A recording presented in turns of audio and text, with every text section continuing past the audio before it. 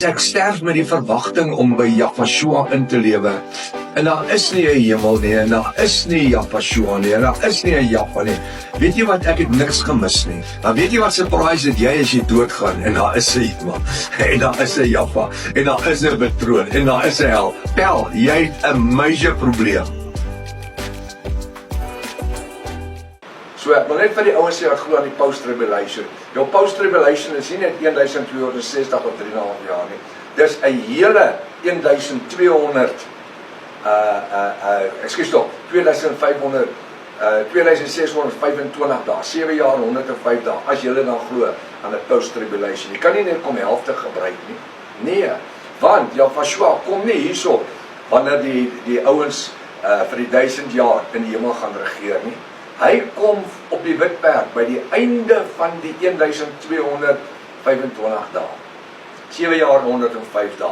Dan kom hy op die wit troon. So julle ouens met julle post-tribulation teologie, weer eens val julle die stoel uit. Daar is nie skrif vir dit nie. Dis katholieke stamsakking teologie. En weet jy wat? Daar's soveel ouens wat stupid genoeg is om vir dit te val. Ek kan nie glo dat die mense nie self hulle Bybels kan lees nie. Sorry dat ek sê jy stupid. Maar daar is nie 'n ander woord vir dit nie, want jy kan my nie een skrif gee nie, nie een skrif nie.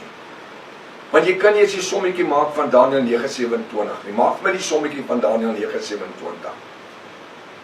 Vra jou pastoor, vra jou priester, vra jou reverend, vra jou dominee. Hulle kan jou nie een help nie. Vra die pope ook, laat hy ook help. En aan elkeen, hy sê daar vir ons weer, ons is in vers 11, en dan elkeen van hulle wie onder die altaar gewag het, wit klere gegee. Waarom het hulle nie reeds wit klere aangetrek nie, toe hulle onder die altaar gearriveer het nie? Omdat hulle nie deel van die bruid van Yahshua is nie, maar net die bruid van Yahshua dra wit klere. Halleluja. So, vir hulle om in die troonkamer in te gaan, om vir die 1000 jaar saam met Yahshua te regeer, moet hulle 'n wit kleed aan hê. Na 'n tyd ontvang hierdie siele wie die ewige lewe gekoop het, met hulle eie bloed, eers wit klere. As die sienswyse wat reeds vir eeue in meeste protestante en charismatiese kerke geleer was, waar was, en dit is dat die hele kerk eers deur die groot verdrukking moet gaan, dan by Openbaring 19 vers 11 word die kerk van Christus of Jesus eers gered, wat verkondig dat hulle siele of kerksmense nie tydens die groot verdrukking gered word nie, maar hulle wag onder die altaar van God of Jahwe, Openbaring 6 vers 9, dis 'n teologie wat uit die bus uitval.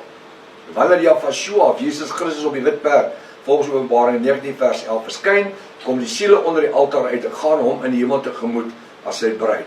Dit is 'n klomp bolie. As hierdie onbybelse sienswyse, as hierdie onbybelse sienswyse tog net reg kon wees, gaan hierdie genoemde kerk van Jesus Christus om tegemoet sonder dat hulle wit klere het. Het jy dit ooit gedink? Het jy dit ooit gehoor? Hulle gaan op tegemoet sonder wit klere. Want hy sê hulle kry eers later wit klere. So hulle gaan hom nakend tegemoet. Gaan hom tegemoet sonder wit klere. Tydens die groot verdrukking. Hy sê in vers 11, kry hierdie siele wie die ewige lewe met hulle eie bloed gekoop het, omdat hulle die genadebloed van Yahshua verwerp het, nou eers wit klere. Shame. Die ouens soek na iets om aan vas te hou. En in plain Afrikaans, hulle het boggerel. Daar's niks.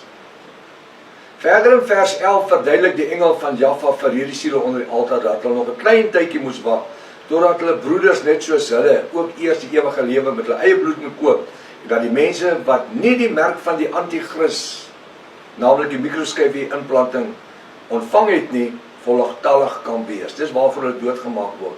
Ek wil net weet, julle ouens wat in post-tribulation glo, hoe laas jy in die groot verdrukking sonder die merk van die antichrist? Ek sien dat holies, ek het dinges gekry, 'n kennisgewing, dat holies gaan geen kontant, Woolworths, gaan geen kontant geld meer aanvaar nie, hulle gebruik net krediet en debietkaarte. As jy met kontant kom, sal hulle jou nie help nie. Ons is besig om in daai tyd in te beweeg, naamlik 'n cashless society. Weet jy hoe naby is ons aan die wederkoms van Yahshua? Weet julle? En almal gebruik die verskoning, dis veilig. dan kan hulle nie gerop word nie. Dis veilig vir die klandisie en is veilig vir die mense wat daar werk. Ja, dit is seker 'n bietjie om die ou Engelse tannie te sê, method in your madness. Daar is seker so 'n bietjie method in your madness. Maar dis nie wat dit is nie. Dit gaan al meer en meer gebeur. Hallmark in Amerika en die plekke oor see, gebruik glad nie kontant nie, jy gebruik net debiet en kredietkaarte. Daar's ouens wat al klaar met die Hallmark maatskappye, werk al klaar met mikroskyfies. Hy sê, hierdie is die mense wie nie die merk van die anti-kris na waar die mikroskyfie implanting word ontvang het, voltallig kan wees, voordat hulle hierdie siele onder die altaar van Jahwe toegelaat sal word, om beloon te word volgens Openbaring 20 vers 4 en 6, want hulle gaan nooit in die bruilofsmaal in nie. Al het hy 'n wit kleed aan, hy gaan nie in die bruilofsmaal nie. Hulle gaan nie eers skoonmaak na die party verwys nie. Verstaan jy wat ek nou praat?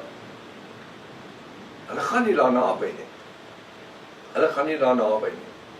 Ons het reeds gesien dat hulle beloning is ons nou net vir 1000 jaar as konings en priesters saam met Jahwe in die hemel te regeer. In die hemel, nie op die aarde nie.